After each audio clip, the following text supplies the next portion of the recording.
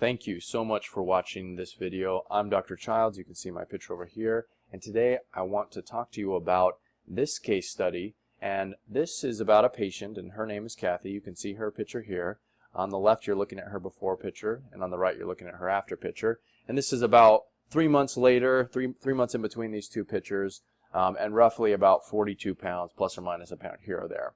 So what I want to do is walk you through exactly how Kathy was able to lose these 42 pounds, and what kind of treatment protocol that took, what type of treatment regimen it takes to do that, okay? And I want to spend some time on this to explain it to you guys, because it's really important that you understand if you have hypothyroidism and you have a weight problem, you need to address that problem immediately. That means you need to be actively seeking out someone who can help you. The reason is, the longer you stay hypothyroid, the longer your body stays in this hypothyroid state, the more difficult it gets later on to lose weight. And that's not because necessarily the thyroid itself, but because of the downstream effects that hypothyroidism causes. All right, it causes your body to develop a number of hormone imbalances that lead to weight gain. They lead to the symptoms that a lot of you are experiencing, like fatigue and weight loss resistance and hair loss and all of these things. And they really kind of go together. But the moral of the story is, if you have hypothyroidism and you're being treated inadequately, you need to address that ASAP. The longer your body goes in this state, the more difficult it is to lose weight, and the last thing you want to do is try and deal with this when you are also going through something like menopause. And I know this because a lot of the patients come and see me around this age, especially women, right around their 40s or 50s, when it's like, maybe they were able to lose a little bit of weight in their 30s or 40s, but now, it's just almost impossible.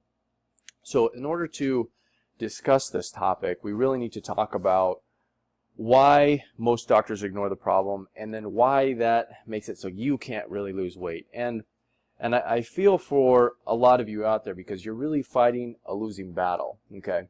And just tell me if this sounds familiar. So let's say you go to your doctor and you just don't feel right. You know that you don't feel yourself, you're fatigued, you haven't been able to lose weight, all of these symptoms are just stacking on top of each other, and you go to your doctor and say, what can I do, right? Because that's what you're kind of conditioned to do. Go to the doctor when you need help, and who else can help you in this situation? And now generally what they'll do is they'll tell you, if you want to lose weight, you need to eat less and you need to exercise more, right? That's something that everybody says, and even though intuitively you guys know that it doesn't work, because you've tried it probably for the last several decades of your life, and when was the last time eating less and exercising more led to a sustained period of weight loss? And the answer is probably never, otherwise you wouldn't even be here, right? And then the other thing that happens when you go to doctors is that, even like, let's say that you do follow their advice, which hopefully you don't, but if you did, you were eating less and you were exercising a ton, they would probably tell you that you're lying to them. They don't believe you, okay? And as a result, they think that it's most likely in your head, or they want to put you on some sort of antidepressant or something like that. And that's generally the story that I hear from a lot of the patients that come in to see me. And the sad part is, they need to hear this story 5, 6, 7 times before they finally seek the help that they need.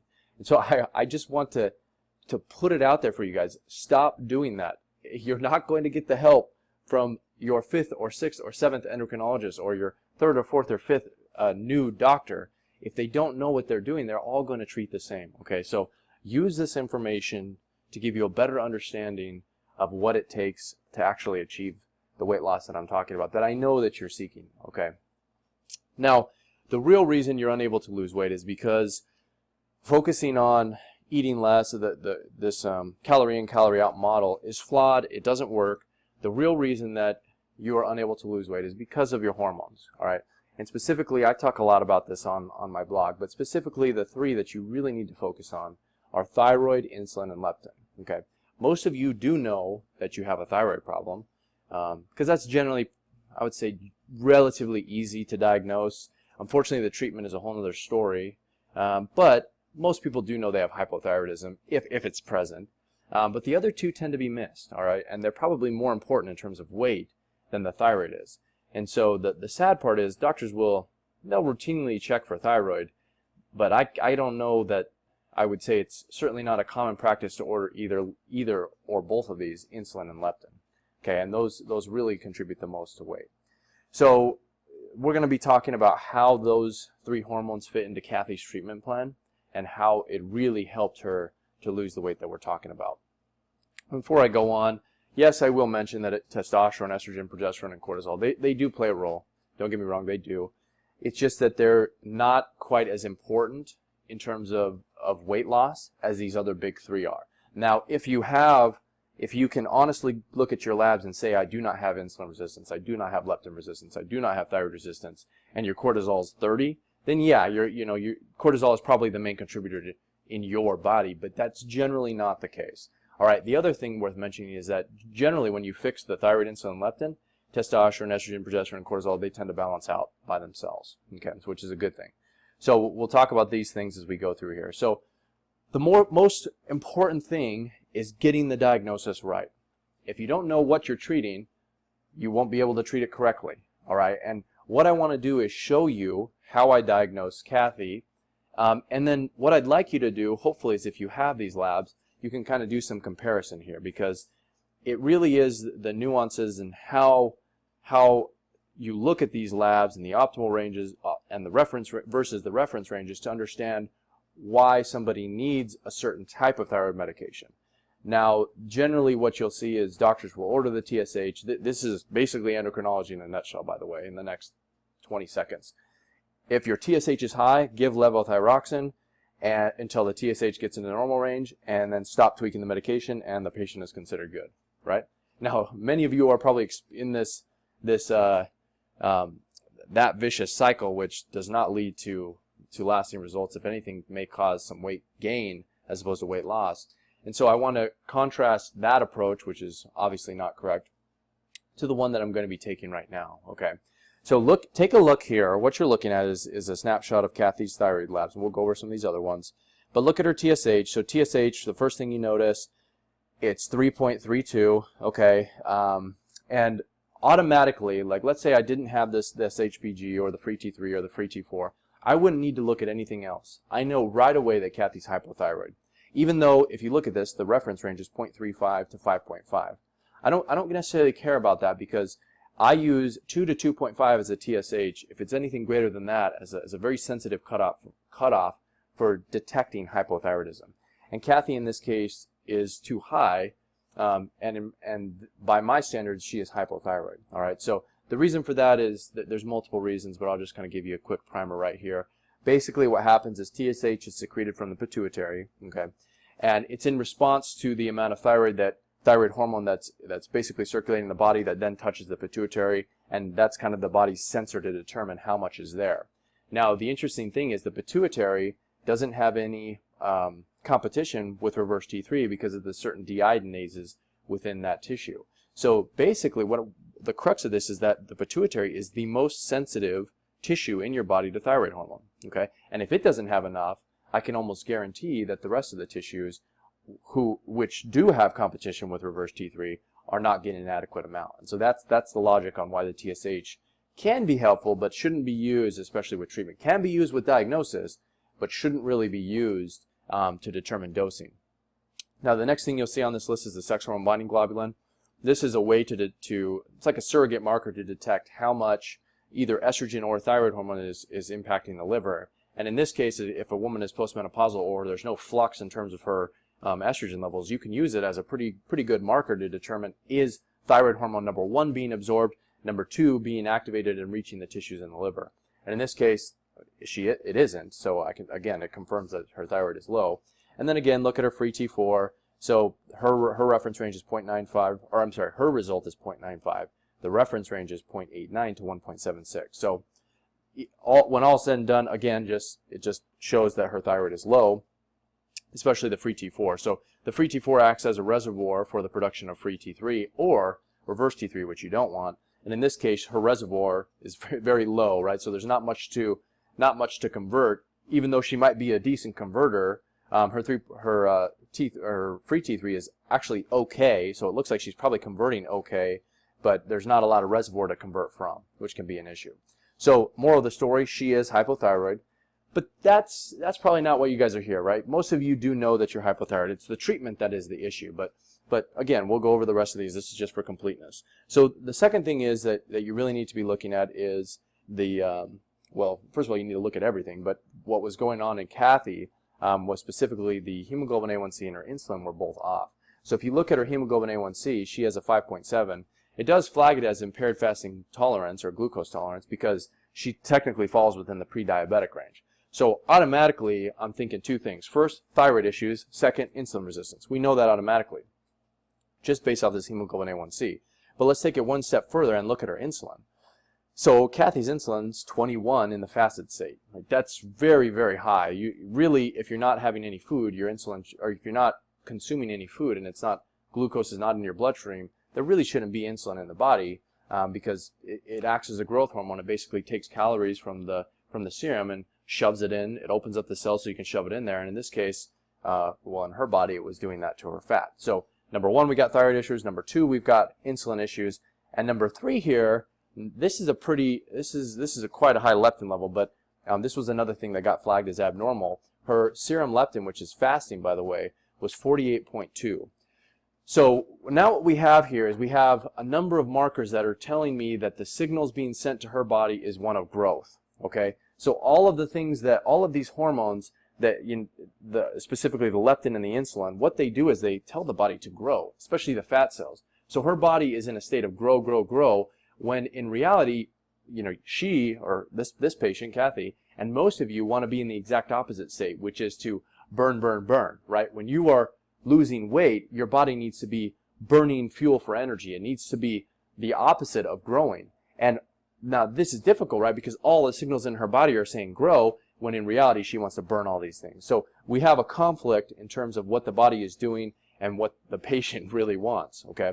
So now what we do is we put these in terms of importance. So remember I said in the beginning, insulin and leptin probably contribute the most to weight and yet are ordered not very frequently by many physicians. So she has hypothyroidism, she has insulin resistance, and she has leptin resistance. Pretty obvious. In addition to those, I did include some of her nutrients here just for completeness sake. Her B12, serum B12 is in the mid-range, which is too low for me. I like it to be greater than 900 to 1,000. Her vitamin D is 30, and the reference range does give her 30 to 100, but again, I like that to be in the 70 to 80 range. Not going to go into detail on these, but I will tell you kind of what we did for her based in terms of supplements as we kind of go on here.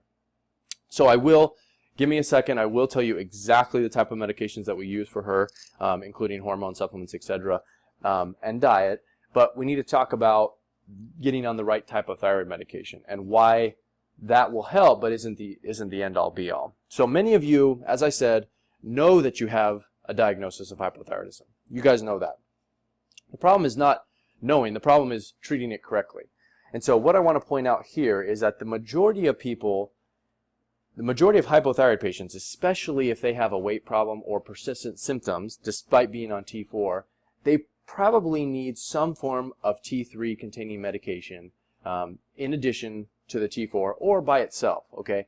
Specifically what I'm talking about is natural desiccated thyroid of some sort, so that could be Armour, Nature Thyroid, WP Thyroid, any of those. There's a bunch of different types. Or T3 only, which would be like liothyronine, Cytomel, or sustained release T3. Now, generally what I recommend is either the combination of NDT plus T3 or simply T3 by itself. And very rarely, by the time patients come to me, do they really need to be on T4 only medication. But yes, I do have a handful. I suspect that probably what's happening is I'm getting a biased sampling of patients, right? If you're not having any issue with weight and you're doing fine on T4, why would you come and see me? So I'm guessing there's probably more out there than are reflected in my sampling. But in my patient base, it's something like 60-70% need the combination of NDT plus T3, and then probably 30% or so need T3 only medication. So that is an important point, but switching to the medication will not solve the problem. That's the thing I want to harp on, because most patients out there, and you probably included, and even a lot of doctors, will think that just switching from T4 to Nature Thyroid or NDT, or even add some T3, is enough to cause a 40-pound weight loss or 50-pound weight loss or even 20. And that's really wishful thinking. As I mentioned before, the thyroid it contributes to the weight gain, but usually because it causes imbalances in the insulin and the leptin and the estrogen and progesterone, etc., all the other hormones. The problem is when you fix the thyroid, when you replete it with the right type of T3 medication, that helps with the thyroid. It may help increase your energy, may help increase some of the symptoms that you were experiencing from the thyroid, but it doesn't resolve the insulin resistance. It doesn't resolve the leptin. So you're like, well, what's going on in my body? I fixed my thyroid. Why isn't everything else coming? And that leads you down this vicious cycle where a lot of patients just think they need more and more and more and more. They think more thyroid is the answer, more thyroid hormone is the answer to all my problems. And that's not true either. So don't fall into that trap. Instead, let me show you what a treatment plan looks like as we address the main problems of these hormones. And by the way, if you're interested, I do have some other articles that I linked to here. So T3 and weight loss, complete guide to nature's weight and armor thyroid, how to lose weight with armor thyroid, all of these things. So I kind of give you the information that I've learned in treating all of these patients if you're interested in those links. The next thing that we want to do is we want to talk about the use of temporary medications to balance hormones to help with weight loss. And so a lot of patients, by the time they get to me, they're sick of the conventional approach, which is to throw a pill at every single ill, right? So if you have depression, then you need an antidepressant. If you have low energy, then you need an Adderall or something like that. And that's not what I'm saying here. What I'm saying here is there are certain medications that can actually help reverse the hormone imbalances in your body.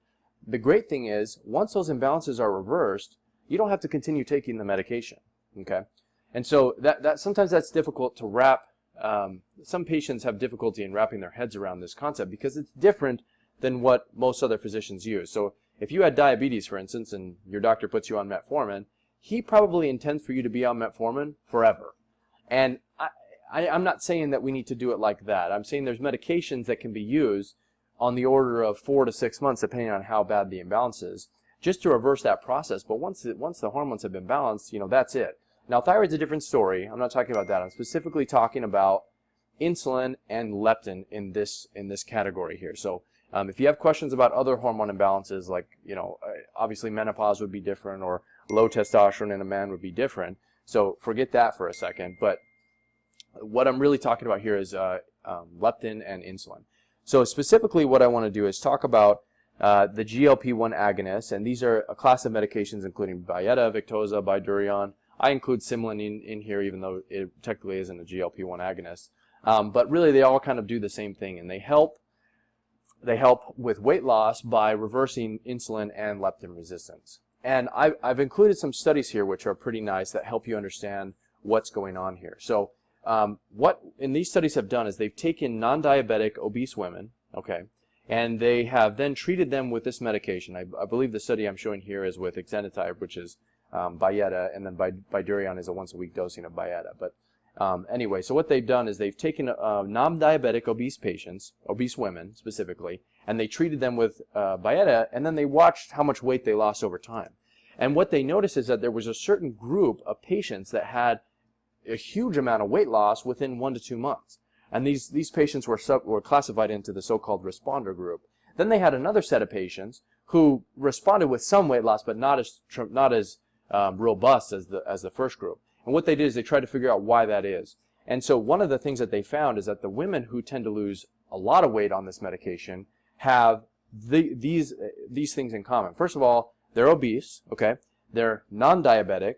They may have insulin resistance, but not quite diabetes, but they also have extremely high leptin levels. And these medications were helpful at helping these patients lose the weight, cut down those leptin levels, and keep it off a significant amount. Like, I believe the study showed just by itself, not with any other therapies, I believe it was 15 pounds or so in 1 or 2 months. So that by itself is pretty decent weight loss, don't get me wrong. And many of you would probably be ecstatic if you could drop 15 pounds. But I'm looking for more of a robust amount of weight loss in the order of 40, 50, 60 pounds. And this is the case with Kathy. And that requires more than just this medication. But the point is, there are medications out there that can help. So the other thing I should mention is that you might be chomping at the bit to go get yourself on one of these medications. Well, let me talk about that a little later. But basically, the problem is that some of these medications are, number one, very expensive, and number two, they're only FDA approved for the use of type 2 diabetes. So many doctors might not be willing to prescribe them for you, but I'll come to this a little bit later. So let me now talk about the treatment plan that puts all this together that allowed Kathy to lose those 42 pounds and have a significant improvement in her symptoms. And just to show you what I'm talking about here, so this is just a snapshot. I didn't include all of her labs, but this was just a snapshot of her after insulin and after hemoglobin A1C after about 3 months. So you can see her fasting insulin dropped from, I believe it was 22 up there. Well, let's just go check it out. So her fasting insulin was 21.0, okay, and then 3 months later her fasting insulin was 8.4. So that's a significant drop, maybe 60% or so. And then her hemoglobin A1C went from 5.7 in the pre-diabetic range to out of the pre-diabetic range only at 5.6. And you might say, well, that's not a big drop. And you're right, that's not a big drop yet. Now, what I've noticed is that the hemoglobin A1C tends to move a little more slowly than does insulin. So I like to monitor progress in terms of the fasting insulin, because that number moves a little more quickly than does the hemoglobin A1C. But the point is, she lost 42 pounds, insulin was cut by 60%, hemoglobin A1C dropped by 0.1, pulled her out of the pre-diabetic range. This all happened in a 3-month period. So can't really argue with those results. Now the question is, how do we do it? Okay, so here's where the money shot is, and this is the treatment plan basically that I had her on. So everything that I did, I'll talk about right here. So number one, you remember I told you in the beginning that she had leptin resistance, insulin resistance, and she had hypothyroidism. So naturally we need to treat all 3 of those issues. Now what I did in her case is I put her on Byetta, which is one of those GLP-1 agonists that I mentioned previously above, as a target to the leptin resistance. So we did that. Then the second thing that we did was we put her on several hormones. Now, specifically for her, I did a combination of Thyroid, which is a form of natural desiccated thyroid, plus the addition of T3. So I put her on the combo of NDT plus T3. And then the other hormone I put her on that she needed was bioidentical testosterone. And I didn't include the testosterone here, but you just have to take my word that her testosterone was low. And generally, most women, if they're postmenopausal, they do have low testosterone as well. And those women who have high insulin generally do as well.